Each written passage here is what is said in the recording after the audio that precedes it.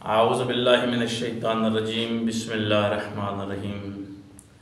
अस्सलामु अलैकुम नाज़रीन, आज हम जो वज़ीफ़ा लेकर हाज़िर हुए हैं ये बहुत ही बेहतरीन वज़ीफ़ा है।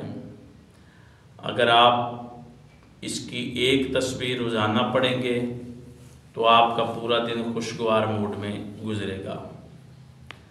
अगर आप इसको 1000 से ज़ायद पढ़ेंगे तो आप जो भी दुआ मांगेंगे, जो भी आपकी हाजत होगी, वही अल्लाह के सामने पेश करेंगे तो वो कबूल हो जाएगी।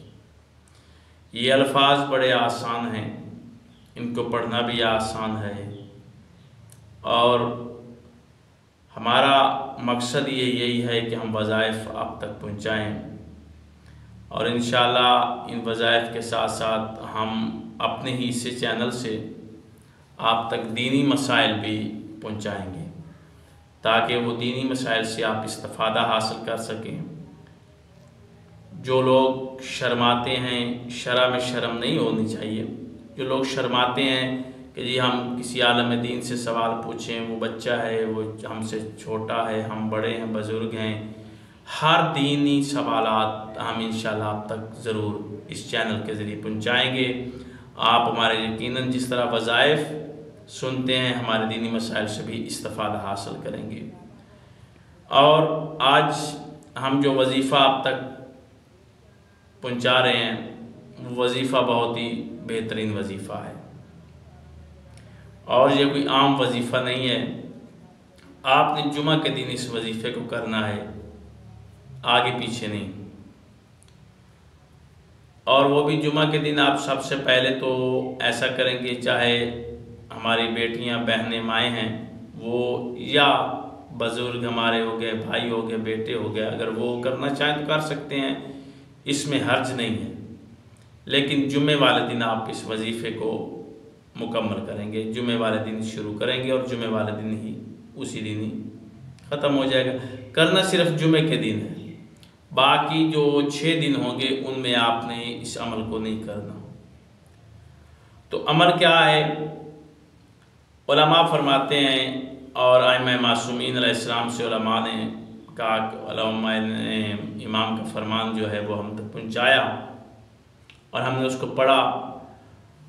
तो उलमा और आइम्मा मासूमीन अलैहिस्सलाम के फरमान से ये वज़ीफ़ा हम आप तक पहुँचा रहे हैं।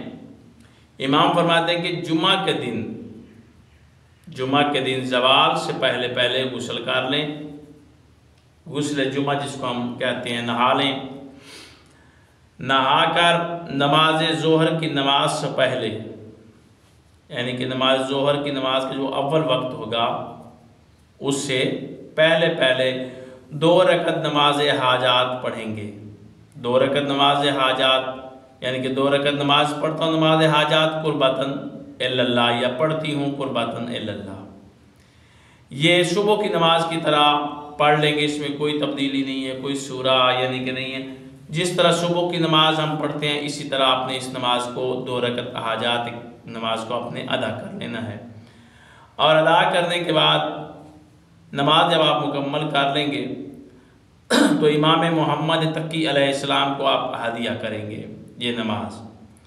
जब आपने तशहुद पढ़ लेंगे, सलाम पढ़ लेंगे और उसके बाद आपने तस्बीह पढ़नी है और ये तस्बीह 1047 मरतबा, यानी कि आपने इसको पढ़ना है, इन अल्फाज को 1047 मरतबा, यानी कि 10 तस्बीहां एक और 11वीं जो तस्बीह होगी वो आधी आप पढ़ेंगे, यानी कि 47 दानों पर वो ये आप इन अल्फाज को दोहराएंगे।